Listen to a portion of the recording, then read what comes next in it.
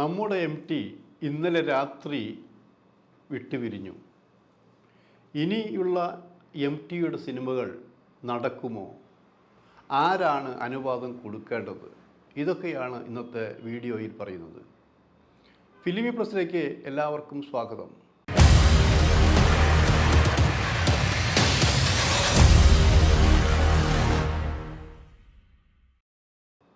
സാഹിത്യത്തിലും സിനിമയിലും സാംസ്കാരിക രംഗത്തും മതേതര നിലപാടുകളെടുത്ത MT ഇന്നലെ വിട്ടുപിരിഞ്ഞു. കരയാത്തവർ കുറവെന്നാലോചിക്കണം. MTയോട് വിയോജിപ്പുള്ളവർ പോലും MTയെ കാണാനെത്തിയെന്നാലോചിക്കണം. അങ്ങനെയുള്ള MT നിറഞ്ഞു നിൽക്കുകയാണ്. മരണത്തിലൂടെ MT ജീവിച്ചിരുന്നതിനേക്കാൾ കൂടുതലായി ആദരിക്കപ്പെടുന്നു. അത് ഒരു സാഹിത്യകാരന് കിട്ടാവുന്ന ഏറ്റവും വലിയ ബഹുമതിയാണെന്ന് ആലോചിക്കണം. ആരാണ് MT എന്ന് ഞാൻ പലപ്പോഴും ചോദിക്കാറുണ്ട്. എന്നാണ് MTയെ ആദ്യമായി പരിചയപ്പെട്ടത്? അങ്ങനെ പരിചയപ്പെട്ട് വരുമ്പോൾ വർഷങ്ങളിലേക്ക് നമ്മൾ പിന്തിരിഞ്ഞ് നോക്കേണ്ടി വരും. നിർമാല്യം എടുത്ത് അവാർഡുകൾ കിട്ടിയ സമയം. അന്ന് MT ഇന്നത്തെ പോലെ ആയിരുന്നില്ല. വളരെ ചെറുപ്പത്തിൻ്റേതായിട്ടുള്ള കുസൃതികളെല്ലാം ഉണ്ടായിരുന്നു. നന്നായി ലഹരി പിടിപ്പിക്കുന്ന രീതിയിലായിരുന്നു. ആ സമയത്ത് തൃശ്ശൂരിൽ ഞങ്ങളുടെ ചേംബർ ഓഫ് ആർട്സ്, ഞാൻ അതിൻ്റെ ഒരു സെക്രട്ടറി മാത്രമാണെന്ന് ആലോചിക്കണം. അതിൻ്റെ എല്ലാമായ കാർളം ബാലകൃഷ്ണൻ സാറ് ഇപ്പോൾ ഇല്ല. അദ്ദേഹം MTയുമായും മാധവിക്കുട്ടിയുമായും പ്രശസ്ത എഴുത്തുകാരുമായും ഹൃദയബന്ധം പുലർത്തിയ മാന്യനായിരുന്നു. അദ്ദേഹം MTയെ തൃശ്ശൂരിലേക്ക് കൊണ്ടുവരും, ഒരു ചലച്ചിത്ര സെമിനാർ നടത്തും എന്ന് പറഞ്ഞിരുന്നു. പലരും വിശ്വസിച്ചില്ല. കാരണം വരാമെന്ന് പറഞ്ഞ ദിവസങ്ങളിലൊക്കെ MT കേരളത്തിലുണ്ടായിട്ടില്ല. ബോംബെയിലായിരുന്നു. ബോംബെ എന്ന് പറഞ്ഞാൽ അന്ന് അദ്ദേഹത്തിൻ്റെ മകൾ സിത്താരയ്ക്ക് ഗുരുതരമായ അസുഖം ബാധിച്ച് അവിടെ ചികിത്സയിലായിരുന്നു. അതിൻ്റെ ഒരു മെൻ്റൽ ഷോക്കും MTക്കുണ്ടായിരുന്നു. വിളിച്ചപ്പോൾ പറഞ്ഞത് ചിലപ്പോൾ വരുമെന്ന് മാത്രമാണ് ഒരു കിട്ടത്. അവിടെയാണെങ്കിൽ നമ്പൂതിരി വിദ്യാലയത്തിലാണ് പരിപാടി പ്ലാൻ ചെയ്തത്. വൈകിട്ട് 5 മണി മുതൽ. അങ്ങനെയൊരു സ്ഥലവും തീരുമാനിച്ചു കഴിഞ്ഞു. പക്ഷേ MTയുടെ വാക്കുകൾ പറഞ്ഞു, ഞാൻ വരും എന്തു സംഭവിച്ചാലും. MT ബോംബെയിൽ നിന്ന് ഫ്ലൈറ്റിൽ വന്നു, തൃശ്ശൂരിലെത്തി. തൃശ്ശൂരിൽ ഞങ്ങൾ സ്വീകരിക്കാനിരിക്കുമ്പോൾ ഷർട്ടിൻ്റെ ബട്ടൺസൊക്കെ മാറിക്കിടന്നിരുന്നു. മുടിയെല്ലാം ചപ്ര പിപ്രയായി കിടന്നിരുന്നു. ഷേവ് ചെയ്യാത്ത മുഖം. ഒറ്റ നോട്ടത്തിൽ ഒരു ഹാഫ് മൈൻഡ് മാൻ എന്നേ നമുക്ക് പറയാൻ തോന്നും. ഇതാണോ നമ്മുടെ MT? ഇതാണോ നിർമാല്യത്തിലൂടെ നിരവധി അവാർഡുകൾ കരസ്ഥമാക്കിയ എഴുത്തുകാരൻ? ഇതാണോ നമ്മുടെ മലയാള സാഹിത്യത്തിന് സംഭാവനകൾ ചെയ്ത എഴുത്തുകാരൻ എന്നൊക്കെ അറ്റ് ഫസ്റ്റ് ഞാൻ ആദ്യം കാണുകയാണെന്ന് തോന്നി. ഇദ്ദേഹം എങ്ങനെ ഇന്ന് ഇത്രയും ക്ലാസ്? കാരണം ആ നിൽക്കാൻ പോലും പറ്റാത്ത രീതിയിൽ ആടി നിൽക്കുന്ന MTയുടെ രൂപമാണ് ഞാൻ കണ്ടത്. ആ സ്കൂള് ഒരു വലിയ ഓഡിറ്റോറിയം ആയിരുന്നില്ല. ക്ലാസ്സുകൾ മാറ്റി മറനീക്കി ഒരു ഹാളായിരുന്നു. ആ ഹാളിൽ കസേരകൾ ഉണ്ടായിരുന്നില്ല, ഡെസ്കുകളായിരുന്നു. ആ ഡെസ്കുകൾ കിട്ടിയിട്ടാണ് അവിടെ നല്ല പ്രേക്ഷകരായിരുന്നു അവിടെ ഇരുന്നിരുന്നത്. 5 മണിക്ക് കൃത്യം 5 മണിക്ക് MTയുടെ ക്ലാസ് സംസാരം തുടങ്ങി. അത് അനർഗളമായി ബോറടിപ്പിക്കാതെ ഞങ്ങളെ ഞെട്ടിപ്പിച്ചുകൊണ്ട് 3 മണിക്കൂർ സമയം, അതായത് വൈകിട്ട് 5 മണി മുതൽ രാത്രി 8 മണി വരെ. കറണ്ട് ഉണ്ടായിരുന്നില്ല. വെറും മെഴുകുതിരി വെളിച്ചത്തിൻ്റെ പ്രകാശത്തിലാണ് MT ആ 3 മണിക്കൂർ സിനിമയെക്കുറിച്ച് സമഗ്രമായി സംസാരിച്ചെന്നാലോചിക്കണം. അത് വർഷങ്ങൾക്ക് ശേഷവും എനിക്ക് മറക്കാൻ കഴിയുന്നില്ല. ഒരുപക്ഷെ അന്നത്തെ ആ ഒരു പരിചയപ്പെടൽ പിന്നീട് എൻ്റെ ഔദ്യോഗിക ജീവിതത്തിലേറെ ഗുണം ചെയ്തിട്ടുണ്ടെന്ന് ആലോചിക്കണം. ഔദ്യോഗിക ജീവിതം എന്ന് പറഞ്ഞാൽ മാധ്യമ പ്രവർത്തനം തന്നെ. ഞാൻ കേരള ശബ്ദം ഗ്രൂപ്പിൽ നാനയുടെ അസിസ്റ്റൻ്റ് എഡിറ്ററായിരുന്ന സമയത്താണ് മദ്രാസിലേക്ക് പോയത്. അന്ന് MTയുടെ ഇൻ്റർവ്യൂ എടുക്കാൻ പ്രത്യേകം ചട്ടം കിട്ടിയിരുന്നു. നമുക്കവിടെ MTയേക്കാൾ പരിചയം ശോഭന പരമേശ്വരൻ നായരായിരുന്നു. ശോഭന പരമേശ്വരൻ നായരും MTയും വളരെ അടുപ്പം, ചങ്ക് എന്നൊക്കെ പറയുന്ന പോലെയായിരുന്നു. ഞങ്ങൾ ശോഭന പരമേശ്വരൻ നായരെ കണ്ടു. അദ്ദേഹം പറഞ്ഞു എം ടിയോട് ഞാൻ സംസാരിക്കാം. എം ടി എൻ്റെ കൂടെയാണ് സംസാരിക്കുന്നത്, താമസിക്കുന്നത് ഹോട്ടലിലല്ല എന്ന് പറയുന്നു. ഞങ്ങൾ അവിടെ ചെല്ലുന്നു. അപ്പോൾ എനിക്കറിയാം, എന്നോട് പറഞ്ഞിട്ടുണ്ട് പലരും, എം ടിയെ കാണാൻ പോകുമ്പോൾ ചോദ്യാവലി എല്ലാം തയ്യാറാക്കി എഴുതി കൊണ്ടുപോകണം. അദ്ദേഹം ചോദ്യാവലി നമ്മുടെ കയ്യിൽ നിന്ന് വാങ്ങും, പരിശോധിക്കും, ഇഷ്ടമില്ലാത്തത് വെട്ടിക്കളയുമെന്നൊക്കെ പറഞ്ഞിരുന്നു. ഞാൻ കുറേ ചോദ്യങ്ങൾ എഴുതി കൊണ്ടുപോയിരുന്നു.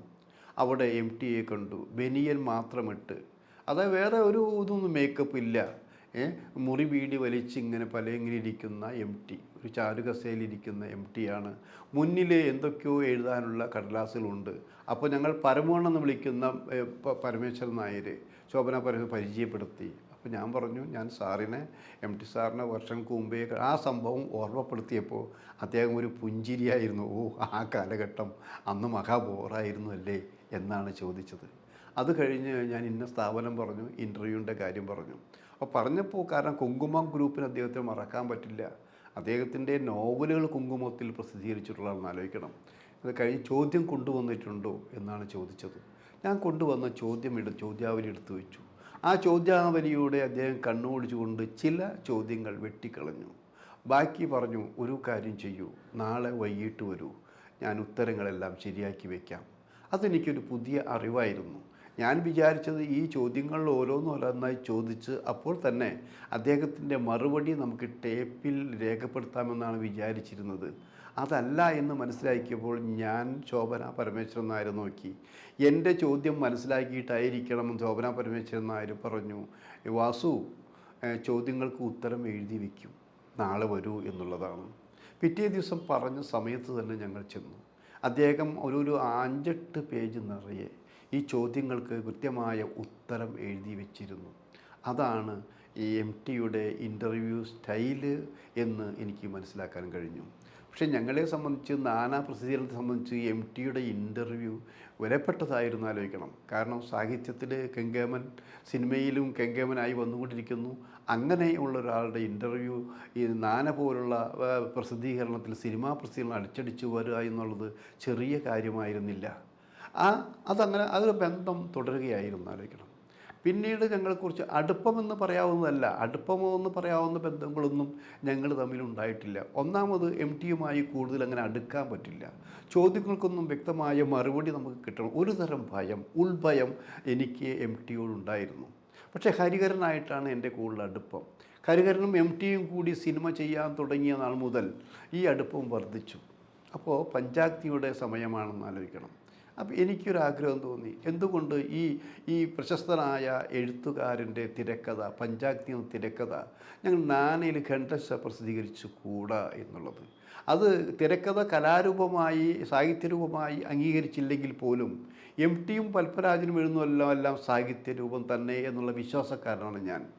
എന്തായാലും എം ടിയുടെ തിരക്കഥ ചോദിക്കാം എന്ന് വിചാരിച്ച് ഞങ്ങൾ പഞ്ചാഗ്നിയുടെ ലൊക്കേഷനിൽ ചെല്ലുകയാണ്. അപ്പോൾ ലൊക്കേഷനിൽ എം ടി മുഴുവൻ സമയവും അവിടെയുണ്ട്. കാരണം ഒരു പ്രത്യേകിച്ച് നക്സലൈറ്റ് അജിതയുടെ കഥാപാത്രവുമായി ബന്ധപ്പെട്ടിട്ടാണ് ആ കഥ പോകുന്നതായിരിക്കണം. ആ നക്സലൈറ്റ് അജിതയായിട്ട് അഭിനയിക്കാൻ എന്നുള്ള ഗീത എന്ന പുതുമുഖ നടിയാണെന്ന് ആലോചിക്കണം. അപ്പോൾ എം ടിയുടെ നിർദ്ദേശങ്ങളും അവിടെയുണ്ട്, ഈ ഹരിഹരനുണ്ട്. അപ്പോൾ ഞാൻ ഹരിഹരനോട് ഇക്കാര്യം പറഞ്ഞു, നമുക്ക് ഈ തിരക്കഥ ഒന്ന് പ്രസിദ്ധീകരിച്ചാലോ? ഹരിഹരന് സന്തോഷം. അപ്പോൾ ഹരിഹരൻ തന്നെ പറഞ്ഞു, പലിശ്ശേരി, നിങ്ങൾ നേരിട്ട് ഇപ്പോൾ എം ടിയോട് ചോദിക്കണ്ട. എം ടി നോ എന്ന് പറഞ്ഞാൽ പിന്നെ എനിക്കും ചോദിക്കാൻ വയ്യ. ഞാൻ സമയം നോക്കി അദ്ദേഹത്തോട് സംസാരിക്കാം, സമ്മതിപ്പിക്കാം എന്ന് പറഞ്ഞു. എന്തായാലും വൈകിയില്ല. ഒരു വൈകുന്നേരം ബ്രേക്ക് സമയത്ത് വട്ടം കൂടിയിരുമ്പോൾ ഓരോരോ കാര്യങ്ങൾ സംസാരിക്കുന്നു. അപ്പം ഞാൻ അകത്ത് കസേര ഇരിക്കുന്നില്ല, നിൽക്കുകയായിരുന്നു. അപ്പോൾ എം ടി അസത് ഇരിക്കൂ, കസേര ഇരിക്കൂ എന്ന് പറഞ്ഞു ഇരുന്നിട്ട് പറഞ്ഞു. അപ്പോൾ ഹരിഹരനാണ് തുടക്കമിട്ടത്. പല്ലിശ്ശേരി വന്നിരുന്ന് നമ്മുടെ സെറ്റ് കവർ ചെയ്യാൻ മാത്രമല്ല, വേറൊരു കാര്യം കൂടി എം ടിയെ കൊണ്ട് ചെയ്യിക്കാനാണ്. അപ്പോൾ സ്വാഭാവികമായിട്ട് അദ്ദേഹം ചോദിച്ചത് എന്താ എന്ന് ചോദിച്ചു. ഹരിഹരൻ വളരെ വ്യക്തമായി പറഞ്ഞു, നമ്മുടെ സിനിമ പഞ്ചാഗ്നി, അതിൻ്റെ ഒരു തിരക്കഥയുണ്ട്. ആ തിരക്കഥ കുറേ വായനക്കാരുള്ളതാണ്, ലക്ഷങ്ങൾ വായനക്കാരുള്ളതാണത്.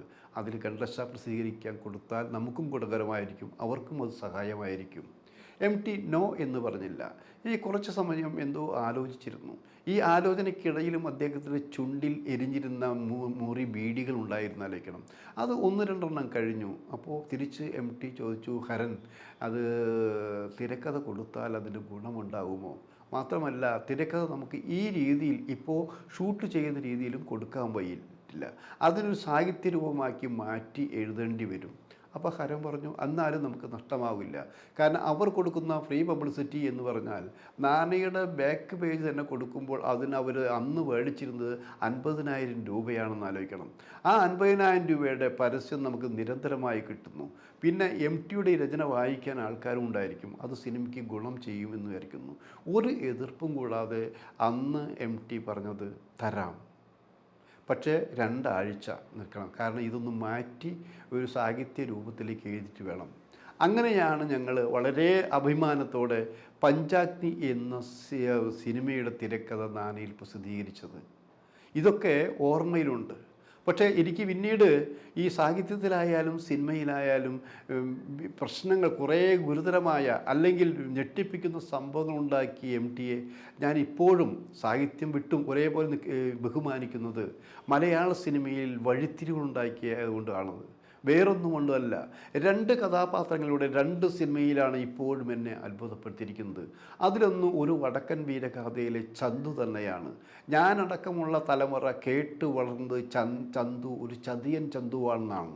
ആ ചതിയൻ ചന്തുവിനെ ഹീറോ ആക്കി മാറ്റി ചന്തു ചതിയനല്ല എന്ന് സമർത്ഥിച്ചുകൊണ്ട് പുതിയ തലമുറയ്ക്ക് അത് തലകുലുക്കാൻ അവസരം കൊടുത്ത് മറ്റുള്ളവരുടെ എതിർപ്പ് പോലും പറയിപ്പിക്കാതെ സിനിമ വിജയിപ്പിക്കാൻ കഴിഞ്ഞ ടിയുടെ കരവിരുത് ചില്ലറയല്ല.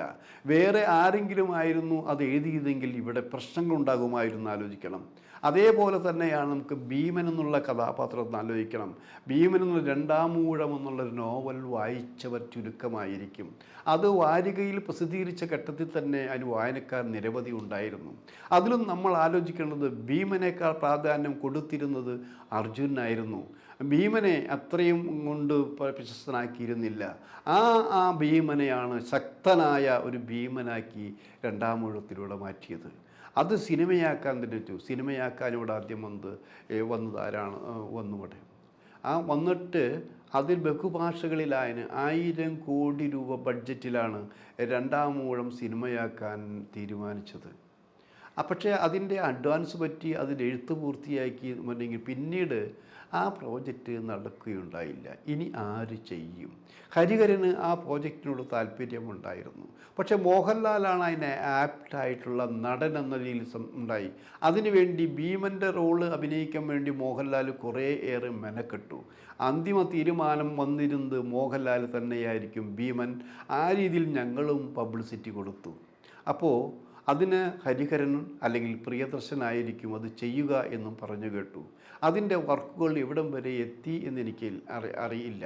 പക്ഷെ അതിനിടയിൽ മറ്റൊരു പ്രോജക്റ്റാണ് പിന്നീട് ചെയ്തത്. പിന്നീട് വെച്ചാൽ ഇവിടെ ഈ 90 വയസ്സ് തികഞ്ഞ ആ സമയത്ത് ടിയുടെ ഒരു പല കഥകളെ കോർത്തിണക്കിക്കൊണ്ട് ഒരു വ്യത്യസ്ത ഒരു 5-8-9 പ്രശസ്ത സംവിധായകരെ കൊണ്ട് ഒരു സിനിമ ചെയ്യിച്ചു എന്ന് ആലോചിക്കണം. ആ സിനിമയിൽ മനോരഥങ്ങൾ എന്നാണ് അതിന് പേരിട്ടിരിക്കുന്നത്. ആ മനോരഥങ്ങൾക്കൊരു പ്രത്യേകത ഉണ്ട്. അതിൻ്റെ മുഴുവൻ സമയവും ശാരീരിക ആശ്വാസം ഉണ്ടായിട്ട് പോലും ടി കൂടെയുണ്ടായിരുന്നു.